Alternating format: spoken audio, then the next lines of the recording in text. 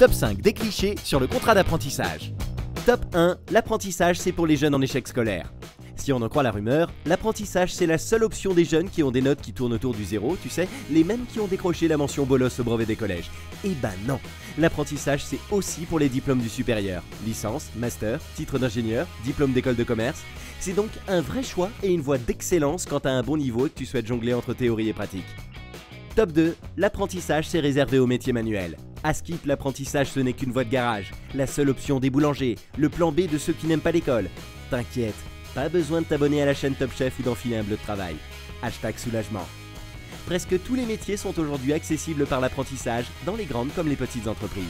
Et surtout dans les secteurs qui te font rêver. Numérique, ingénierie, études, conseils, événements. D'ailleurs, info, c'est dans l'enseignement supérieur que l'apprentissage explose.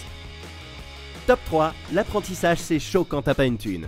Quoi? Une formation en apprentissage? Tu te dis que c'est mort, que tu vas devoir payer l'école, le logement et les trajets jusqu'au boulot? Ouch! Archi faux. En apprentissage, tes frais de scolarité sont pris en charge par ton entreprise et c'est aussi valable pour les grandes écoles et les formations qui ont un coût à l'année. Et en plus, what? L'entreprise te verse un salaire? Oui, tu peux t'enjailler maintenant. Te libérer, délivrer et à toi l'appart et surtout le diplôme de tes rêves.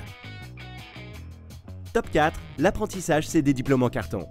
T'as entendu 1000 fois que les diplômes d'apprenti ça vaut que dalle, nada, walou, fake news. Ce sont exactement les mêmes diplômes et les mêmes examens.